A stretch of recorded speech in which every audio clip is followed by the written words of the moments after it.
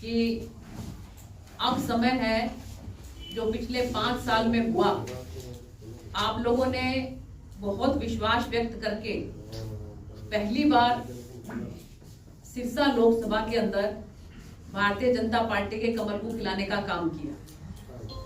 तो अब वो समय है कि इन पिछले 5 सालों के अंदर एक सांसद होने के नाते मैंने क्या काम किया, क्या हमने सरकार की नीतियों को धरातल पर पहुंचाया, किस तरह से, क्या क्या हमारी परिस्थितियां रही, स्थितियां रही, हमें किस तरह जो है वो दिक्कतों का भी सामना करना पड़ा। लेकिन उन परिस्थितियों में भी हम लोग किस तरह से इस कोशिश में रहे कि हमारे कार्यकर्ता जो है या जो आम जनमानस है उस तक हम सरकार की नीतियों को पहुंचा सकें। इस सारी चीज का लेखा जोखा करने का अब समय आ गया। इन 5 सालों के अंदर एक सांसद होने के नाते मैं अपनी अंतरात्मा से जितना काम कर सकी उसका हिसाब किताब देने के लिए मैंने आप सब लोगों को यहाँ पर आमंत्रित किया। सबसे पहले तो मैं एक बात आपको बताना चाहती हूँ कि इस लोकसभा के अंदर हमारा 19 से 20 लाख वोटर है। कितना वोटर है? 19 से 20 लाख। 19 से 20 लाख लोग जो हैं उनको सिरसा लोकसभा का सांसद रिप्रेजेंट करता है। और इसके अलावा पूरे हरियाणा की सबसे बड़ी लोकसभा है। आप कालांवाली के जो आखिरी गांव है, सिंहपुरा वगैरह के जो गांव पड़ते हैं, वहां से लेकर अगर आप नरवाड़ा के धनौरी तक जाएंगे तो ये पूरे हरियाणा की सबसे बड़ी लोकसभा, जिसके अंदर 200 से 250 किलोमीटर पड़ती है ये जगह, ठीक है। और उसमें आपने मुझ पे विश्वास व्यक्त करके हर जगह से पूरी की पूरी 9 की 9 विधानसभा इसमें पड़ती है। कितनी विधानसभा? 9 विधानसभा। और 9 की 9 विधानसभा में जो है आपने मुझे जिता के भेजा, सिरसा वालों ने जिता के भेजा 41,000 से, रानिया वालों ने भी जिता के भेजा 37,000 से, एलनाबाद वालों ने भी मेरे ख्याल इतने की 35,000 के करीब उन्होंने 40,000 के करीब उन्होंने जिता के भेजा। और डबवाली वाले थोड़े पीछे रह गए थे, उन्होंने 8,000 से ही केवल जिता के भेजा। और इसके अलावा नरवाड़ा कोई भी सांसद बनता था तो वो यहाँ सिरसा की बाउंड्री तक ही रह जाता था। लेकिन नरवाड़ा भी तो देखो, चाहे दूर है तो हमारा ही भाई ना, वो भी 51,000 से उन लोगों ने लीड देके भेजा। फतेहाबाद सबसे ऊपर 78,000 की लीड जो है हमारे फतेहाबाद की विधानसभा से हमको मिली। रतिया, जहां से मैंने चुनाव लड़ा था, 45,000 की लीड हमें वहां से मिली। टोहाना हमारा थोड़ा पीछे रह गया, वहां से सिर्फ केवल 8,000 की लीड थी। लेकिन मैं ये कहना चाह रही हूँ कि कोई भी विधानसभा 9 में से ऐसी नहीं थी जहां से हमें लीड ना मिली। तो एक 9 विधानसभाओं का अभिभावक होने के नाते सारी 9 की 9 विधानसभाओं के लिए मेरी जिम्मेवारी है कि नहीं है? क्योंकि सारे कहते हैं भाई हमने भी वोट दिया, हमने भी वोट दिया। तो अब आप ये बताओ कि 5 साल मेरे पास थे, 5 साल में से 2 साल तो पूरी दुनिया के ही ऐसे निकले कोरोना काल में कि जहां पर आप दूसरे तो छोड़ो, अपने घर परिवार के लोगों से भी सब लोग दूर हो गए थे। था कि नहीं ऐसा? लेकिन ऐसे समय में भी मैंने जहां तक हो सकता था, जहां जिसको ऑक्सीजन कंसंट्रेशन की, उसकी कॉन्सेंट्रेटर की जरूरत पड़ती थी, मैंने वो प्रोवाइड करवाए। जहां कहीं पर भी हॉस्पिटल में बेड की जरूरत थी, मैंने वो प्रोवाइड करवाए। जहां कहीं पर भी हमारे बच्चे जो कोरोना की वजह से अपने इलाके के बहुत से बच्चे दूसरे देशों में फंस गए थे, उन बच्चों को वहां से यहां लाने का काम किया। आप सोच के देखो भाई, जिनके बच्चे जो है वो बाहर पढ़ रहे हैं दूसरे देशों में, और ये कोरोना का समय था, तो उन लोगों की हालत ऐसी हो गई थी कि किसी भी तरीके से हमारा बच्चा जो है वो यहाँ आना चाहिए। अब अगर आप लोगों ने एक पढ़े लिखे सांसद को बनाया है, आशीर्वाद दिया है, तब मेरे को ये मालूम है कि कहां पर मुझे एक्सटर्नल अफेयर मिनिस्ट्री से बात करनी है, कहां पर मुझे एमओएस से बात करनी है, कहां पर मुझे एम्बेसडर से बात करनी है, कहां पर मुझे फॉरेन सेक्रेटरी से बात करनी है, कहां पर मुझे जो बाहर के देश में है वहां पर कॉन्सुलेट उससे बात करनी है। अगर कोई पढ़ा लिखा होगा तभी तो इन सारी बातों को समझ पाएगा। आप सोच के देखो, जब उन बच्चों को यहाँ पर लेके आई तो बहुत से माँ बाप के आंखों में आंसू थे कि आपकी वजह से हमारे बच्चे ऐसे समय में हमारे पास आ गए। वो काम हमने करने की कोशिश की, लेकिन विपक्षी दलों को कुछ ना कुछ तो चाहिए। तो विपक्षियों ने क्या कहा कि जब मैं आती थी यहाँ पे कि भैया दिल्ली से आ रही है, कोरोना लेके आ रही, तुम्हारे भी कोरोना लगाएगी, और अगर मैं ना आती तो फिर ये कहते कि भाई तुम्हारी संभाल ही को नहीं करी। बहुत मुश्किल काम है राजनीति। अब पता लग रहा है मेरे को धीरे धीरे। एक बहुत अच्छी नौकरी में थी, इतनी बड़ी अच्छी नौकरी छोड़ के राजनीति के अंदर आई। कोई खाला जी का घर नहीं है, बहुत मेहनत करनी पड़ती है, बहुत अपने आप को बहुत त्याग करने पड़ते हैं। और उसके बाद फिर क्या हुआ भाई, 2 साल इसमें निकल गए, और जितनी जो मेरी सांसद निधि थी वो पता ही है आपको कि वो भी प्रधानमंत्री कोष में चली गई। एक भी पैसा उसमें 2 साल का हमें नहीं मिला, 10 करोड़ रुपया सीधा चला गया। ठीक है। और उसके बाद फिर आपका ये आंदोलन आ गया। आंदोलन के अंदर भी कभी मेरे साथ कभी भी हमारे किसान भाइयों का जो है ना टकराव नहीं हुआ, क्योंकि उनको पता है। वो कई बार तो ये कहते थे कि पहले बता देते थे कि भैन जी अपने इस एरिया च ना आना, तुसी ਅਸੀਂ थोड़े जे झंडे वंडे लाके खड़े हैं, तुसी रहन देना। वो पहले ही मेरे को बता देते थे फोन करके, ये उनका प्यार था। और मेरी भी ये कोशिश रहती थी कि मेरा कभी उनसे टकराव ना हो। मैं कभी एक भी मेरे किसान भाई को मेरी वजह से अगर एक डंडा लग गया ना, वो सारी उम्र याद रखेगा कि भैन दे कारण मैंने डंडा पाया। इसलिए मैंने कभी कोशिश करी, मैंने कभी नहीं ये कोशिश करी कि मेरा उनके साथ कोई इस तरह का वो, बल्कि एक बार ऐसे ही करके इकट्ठे हो गए, खड़े हो गए और मेरी गाड़ियों के सामने आ गए और पुलिस वाले उनको जो है वो पीछे करें। मैंने कहा उनको रोको। मैंने कहा भी अपने भाई हैं, ये कौन सा कोई ये कोई ऊपर से उतर के आए। मैं कहा ऐसे क्यों करते हो। मैं गाड़ी से नीचे उतरी, पुलिस वालों के हाथ पैर फूल गए। भाई इतना सारा जो है भीड़ भड़ाका है और कोई नारे लगा रहे हैं, कोई झंडे लिए हुए हैं, और मैं उनके बीच में जाके मैंने कहा कि 10-10 हो तुम। कहते जी तुसी साडे जेड़े कानून ने वो वापस कराओ, तुसी इस्तीफा दे दो, असी बनाया तुहानू, असी कहने आ तुसी हुण इस्तीफा दे दो। मैं कभी तुसी कहते हो इस्तीफा देंदे हो, तुसी बनाया, बिल्कुल सही गल है। मैं नहीं कहती कि तुसी नहीं बनाया, तुसी बनाया है, पर तुसी कहते हो भी इस्तीफा दे दो। ठीक है, तुहाडे नाल इस्तीफा दे के मैं भी तुहाडे नाल बह जांदी हां। फिर मैंने कहा जेड़ी तुहाडी गल है वो उत्ते कौन रखेगा। हुण तां बई तुसी जो भी गल कहंदे हो मैनू वो मैं उत्ते जाके रखदी हां। उत्ते वाले मैनू जो भी गल कहंदे ने वो मैं तुहाडे विचकार आके दसदी हां। जे मैं कहा मैं भी इस्तीफा दे के तुहाडे नाल आके बह गई, फिर कौन करेगा तुहाडी गल उत्ते।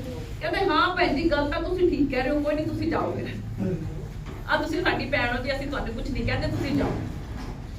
तो ऐसे माहौल के अंदर भी फिर भी क्या हुआ कि कितनी बार मैं 2-3 जगह पर गई। जैसे एक बार मैं डींग के हमारे सरपंच साहब है, उन्होंने मेरे को खाने पे बुलाया और मैं वहां पर गई तो रास्ते के अंदर एक महिला सरपंच और बहुत से अपने साथियों को लेकर खूब उसने मेरी गाड़ी को तोड़ा और खूब जो है उल्टी सीधी बातें कही। भाई मैं किसान हूँ, किसान है हम, अब किसानों के साथ ये, किसानों के साथ ये। और थोड़े से दिनों बाद पता लगा किसी पार्टी के अंदर चली गई। तो किसानों का नाम लेके बहुत से ऐसे लोग हैं जिन्होंने राजनीति करने की कोशिश की और फिर कहते हैं आपको गांव में घुसने नहीं देंगे, आपको गांव में आके दिखाओ, आपको गांव में घुसने नहीं देंगे। और फिर मैं ये सोचती भी चलो कोई टकराव ना हो, फिर गांव में ना जाओ। फिर कहते ये गांव में आई नहीं, अभी कहीं तो जीण दोगे। इधर से अगर हम आएंगे तो आप हमारी गाड़ी तोड़ोगे, नहीं आएंगे तो कहोगे जी आप गांव में आए नहीं। बताओ कैसे करें। तो ये इतना हमारा मुश्किल समय था। 3 साल का समय 5 साल के अंदर हमारा इस तरह से निकल गया। बाकी बचे 2 साल। उस 2 साल के अंदर आप ये देखो कि आपने मेरे को एमपी बना के दिल्ली भेजा। अभी आप लोग बैठोगे, आपने पीछे टीवी में देखा होगा, 100 में से 1 दिन भी ऐसा नहीं है कि पार्लियामेंट लगी हो और मैंने अटेंड ना करी हो। मेरी 100 की 100% हाजिरी थी पार्लियामेंट में, क्योंकि आप लोगों ने कोई एक सरपंच बना के नहीं भेजा है। सरपंच जो है उसकी जिम्मेवारी होती है कि वो गांव को संभाले, गांव के कामों को आगे लेकर आए, अफसरों को मिलके, दूसरे अधिकारियों को मिलके आपके गांव का काम कराए। ब्लॉक वाले की मेंबर जो होता है ना, उसकी जिम्मेवारी है कि वो ब्लॉक की जिम्मेवारी को संभाले। जिला परिषद वाले की जिम्मेवारी है कि वो जिला परिषद में जितने गांव हैं उनकी जिम्मेवारी को संभाले। एमएलए की जिम्मेवारी है कि वो अपनी पूरी विधानसभा की देखभाल करे। और एक लोकसभा सांसद की है कि पूरी की पूरी लोकसभा सांसद की जो आवाज है, केंद्र की जितने भी काम है, वो केंद्र में जाकर पार्लियामेंट के अंदर उसकी आवाज को उठाकर लेकर आए उन कामों। तो इसलिए एक भी ऐसा पार्लियामेंट का सेशन नहीं हुआ। 100% मेरी हाजिरी पार्लियामेंट के अंदर है, क्योंकि आपने पढ़े लिखे जो है ना, जो पढ़ी लिखी वो बनाई है, आपने सांसद बनाई है, उसकी जिम्मेवारी है भी जाकर वहां पर आपकी आवाज को उठाए हो।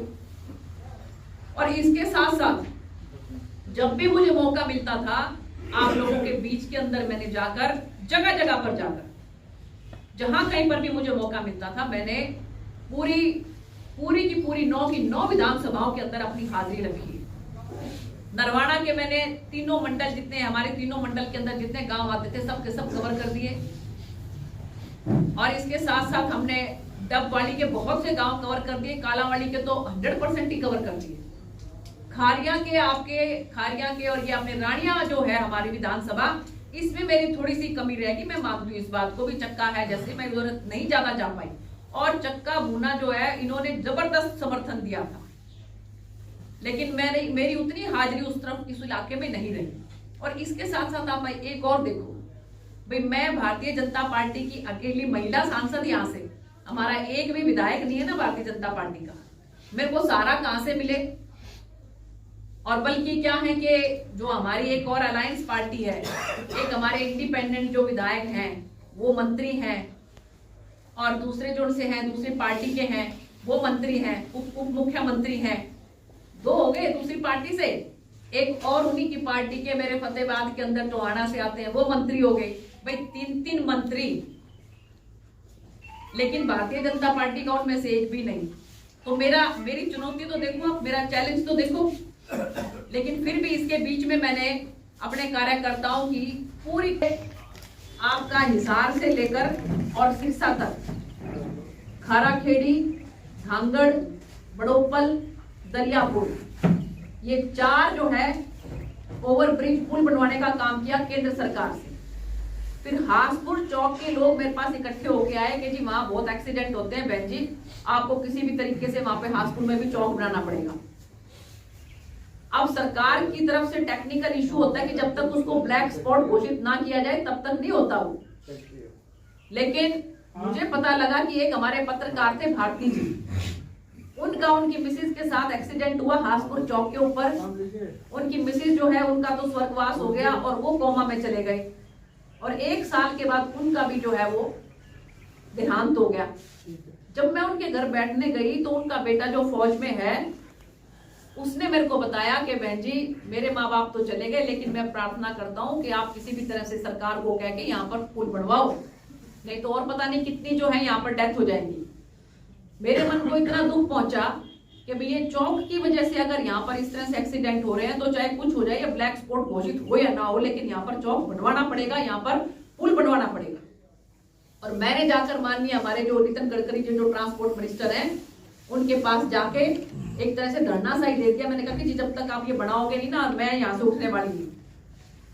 तो उन्होंने अधिकारियों से बात करके और जब देखा तो उन्होंने कहा कि भाई ये ब्लैक स्पॉट चाहे है कि नहीं है, लेकिन अगर हमारी सांसद महोदय कह रही है तो आपको तुरंत प्रभाव से वहां पर जो है वो पुल बनाना चाहिए। आज 95% पुल बन के तैयार हुआ पड़ा, आप जाके और उस खासतौर जो चौक है वहां के 50 से 60 गांव ऐसे हैं कि जो आप दिन रात इस बात के लिए धन्यवाद करते हैं कि बहन जी आपकी बदौलत जो है ना ये चौक बन गया। इसी तरह से भाई ये रेलवे स्टेशन देख लो, कोई नहीं पूछता था सिरसा के रेलवे स्टेशन को। गोरखधाम ट्रेन के लिए 25 साल से यहाँ की जनता जो है वो परेशान हो गए, हाथ जोड़ के बैठ गई थी भाई हमारे बस का नहीं है। उस गोरखधाम ट्रेन को जो हिसार तक चलती थी और 9 घंटे वहां खड़ी रहती थी, पार्लियामेंट के अंदर आवाज उठा के रेल मंत्री जी से बात कर करके उसको हम हिसार तक लेके आए, हिसार के बाद हम भटिंडा तक लेके गए। ये एक सांसद होने के नाते जो केंद्र के काम है वो बात बता रही हूं मैं आपको। हम उसको लेकर आए। आज वो गोरखधाम ट्रेन में जो हमारे पूर्वांचल के खासकर जो अपने खेतों में काम करने वाले भाई बिहार से आते हैं, यूपी से आते हैं, वो इतना मेरी इस बात को शुक्रगुजार है कि जी नहीं तो हमें भिवानी जाना पड़ता था बच्चों को लेके और हमें दिल्ली जाना पड़ता था, वहां से हम ट्रेन पकड़ते थे। और जी हम अपने 5 महीने में 6 महीने में मेहनत मजदूरी करके जो 10,000 15,000 20,000 इकट्ठे करते थे ना जी, वो इतने तक हम भिवानी या दिल्ली पहुंचते थे, हमारी कोई जेब काट लेता था। सोच के देखो उस गरीब आदमी के दिल पे क्या बीतती होगी। कहते जी हमें इतना इस बात का सुकून है भी हमें यहाँ से ही हम ट्रेन पे बैठते हैं और अपने घर पहुंच जाते हैं सीधा वहां पे। ये गोरखधाम ट्रेन लाने का काम किया।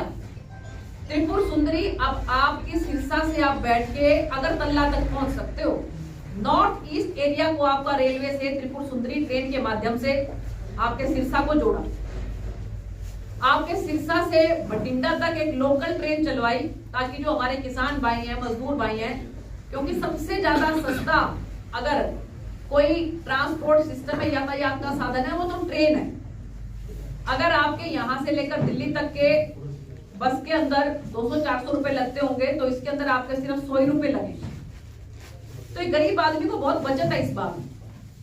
तो लोकल वो ट्रेन हमने चलाई ताकि हमारे किसान भाइयों को दिक्कत नहीं आई। वो आपकी सिरसा से चलती है, मैं खुद उसके अंदर बैठ के गई। बड़ा गुड़ा रुकती है, कालावाड़ी रुकती है और उसके बाद फिर वो आगे भटिंडा तक जाती है। और इसी तरीके से डबवाड़ी के अंदर आपके जम्मू तवी ट्रेन जो है उसको रुकवाने का काम किया। अब आप देखिए कि आपका जो सिरसा का जो रेलवे स्टेशन है वो A1 क्लास बनाने के लिए मैंने दिन रात वहां पर पार्लियामेंट के अंदर बार बार आवाज उठाई। और अब 18 करोड़ रुपए की लागत से आपका सिरसा का रेलवे स्टेशन आप जाके देख लो A1 क्लास का बनने जा रहा है। और कल ही माननीय प्रधानमंत्री जी ने जो है अच्छा अब इसका सिरसा का बन गया, तो फिर मैंने कहा कि जी बाकी रेलवे स्टेशन आप देखो कि पूरे हरियाणा के अंदर सबसे ज्यादा रेलवे स्टेशन मेरी सिरसा लोकसभा के बढ़िया बन रहे हैं। कोई 12 करोड़ की लागत से, कोई 8 करोड़ की लागत से। कौन कौन से बन रहे हैं? सिरसा, डबवाड़ी, कालावाड़ी, भट्टू और नरवाड़ा। 5 रेलवे स्टेशन जो है हमारे मेरी लोकसभा के A1 क्लास के बन रहे। और इसके साथ साथ बड़ागुड़ा, जमालपुर, जोधका, ये सारी जगह पे ऊपर और एक वहां पर अपने टोहाना की साइड में RUB रेलवे अंडर ब्रिज और रेलवे ओवर ब्रिज ये बने हैं। अब जाकर देखो जोधका के अंदर मैं कल जाकर उसका उद्घाटन करके आई। गांव वालों को इतनी आसानी है, कोई ट्रेन में जैसे जो फाटक है उसकी कोई चिंता नहीं, आराम से नीचे से गाड़ी जाओ, आराम से बच्चे जाओ, किसी भी तरह से कोई दिक्कत की बात नहीं, कोई एक्सीडेंट का डर नहीं। तो ये रेलवे के काम जो है, एक सेंटर के काम जो है वो मैंने करवाने की कोशिश की। अब मेरे यहाँ पे कितने भाई बंधु ऐसे हैं कि जो किसी का गली का, किसी का नाली का, किसी का सड़क का, ये सब काम लेके मेरे पास आए हुए हैं। आपको ईमानदारी से बताती हूँ कि ये काम जो है ना वैसे सांसद के नहीं होते, लेकिन आप लोगों का प्यार ही इतना है कि ना जी हम तो आपके पास ही लेके आएंगे, आप नहीं कराना है। सांसद के पास काम लेके आते हैं, केंद्र के जो योजनाएं हैं, केंद्र के जो काम है वो लेके आते हैं कि जी हमारे करवाओ ये केंद्र से। लेकिन मेरे को लग रहा है कि कोई भी यहाँ पे जितने भी बैठे हैं, जितने भी काम लेके आए हैं, कोई एक भी केंद्र का काम नहीं लेके आया। सब के सब वो काम लेके आए जो पंचायतों के काम है। के साथ इतने तरीके के साथ मैंने उसको बांटने की कोशिश की है। 1198 गांव पड़ते हैं, उनके अंदर आप सोच के देखो कि किस तरह से मैंने वो किया। सिर्फ 10 करोड़ रुपया, केवल 10 करोड़ रुपया क्या होता है? 9 विधानसभा के अंदर 1198 गांव के अंदर 10 करोड़ रुपया क्या मायने रखता है? लेकिन मैंने फिर भी न्याय करने की कोशिश की। मैक्सिमम गांव के अंदर मैंने पानी के टैंकर देने का काम किया और 60% से भी ज्यादा पैसा मैंने कहाँ लगाया इसका? अपने बच्चों के स्कूल के अंदर, सरकारी स्कूलों के अंदर शेड बनाने के लिए दिया, सरकारी स्कूलों के अंदर टॉयलेट बनाने के लिए दिया। क्योंकि बच्चे अगर पढ़ेंगे ना इलाके के तो वो तरक्की करेंगे, और वो तरक्की करेंगे तो उनको समझ होगी कि कौन ठीक है और कौन गलत है। ये इलाका इसीलिए पिछड़ा रहा कि यहाँ पर जो है ना एजुकेशन को बिल्कुल पीछे रखा गया। ये पढ़ लिख गए ना इस इलाके के लोग तो शाणे हो जाएंगे तो फिर बोला फिर हमने वोट थोड़ी डालेंगे। इसलिए इस इलाके को जो है पढ़ाई लिखाई से वंचित रखा गया। तो मैंने 50% से भी ज्यादा 60% के करीब पैसा जो है अपना, आप देखो कि 10 करोड़ में से 5 करोड़ रुपया समझो मैंने पूरे पीपुल लोकसभा के अंदर, चाहे वो नरवाना है, चाहे आपके फतेहाबाद जिले के हैं, टोहाना, रतिया, सब जगह पे मैंने स्कूलों के अंदर जो है, अभी आप ये देखो कि मैंने 29 तारीख को रतिया के अंदर 133 उद्घाटन करने, 133 उद्घाटन, जिसके अंदर जो मैंने एमपी लैड से पैसा दिया है वो काम आया है, जहां जहां पर उसके उद्घाटन कर दिए। तो ये जो है